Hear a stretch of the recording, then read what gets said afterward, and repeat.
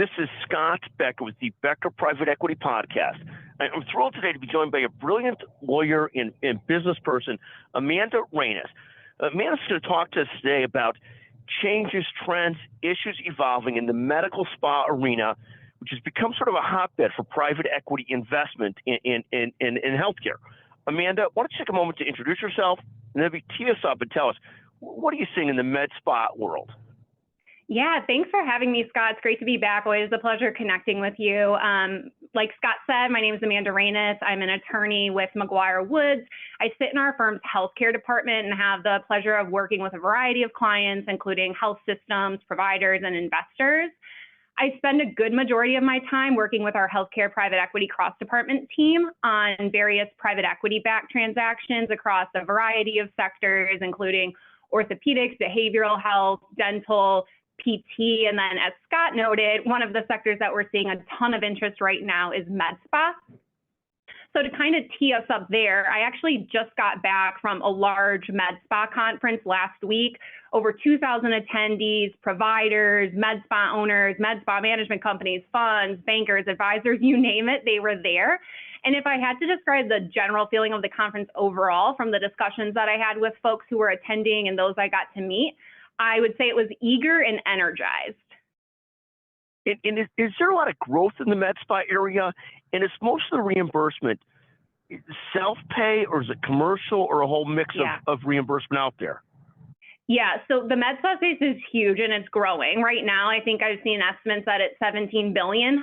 There's close to 10,500 med spas across the US.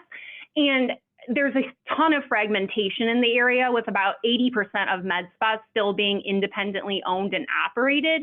So couple this kind of fragmentation, Scott, with your question on what's kind of the payer mix. It's primarily cash pay, self-pay nature. I'd say the vast majority, if not all, of the pure med spa deals that I've done have really been self-pay. There's not the private pay, there's not the government, and so that makes it an attractive opportunity for investors. Of course, if you have kind of med spa kind of bolted on to like a derm practice, then you might have some payers involved depending on how it's set up. But if we're talking pure kind of med spa, it's a self-pay business. Thank you. And who's the drivers of it? You had mentioned the derm types. Are there different types of med spa, and how would you categorize some of the different types? Yeah, so I would say there's a wide variety. Med spa is a huge umbrella term, right? And so what kind of falls within med spa? So when I think of the med spa that is really kind of gaining popularity, gaining attention from investors right now, we're looking at kind of those entities, those practices that are doing fillers, they're doing injections, they're doing skincare, they're doing weight loss, they're doing sexual wellness, they're doing graceful aging. It's a wide variety of services, and they stand alone. Med spa is kind of uniquely positioned in the crosshairs of this kind of pure retail-focused space, but at least in the vast majority of states, it is still considered healthcare, especially if you're offering those services I just mentioned, like injectables, fillers, lasers. Now, with that, I think in past years, we were seeing kind of more of the investment in the med spa space, like I was saying before, as a bolt-on and kind of this hub and spoke model to a derm practice or a plastic surgery practice. But now we're really seeing them kind of stand on their own. They are largely owned by, at least in the states where we have kind of corporate practice concerns, right, where you can't have you or me owning an entity that's providing medicines. They're largely owned by kind of physicians, nurse practitioners, PAs, depending on what the state provides.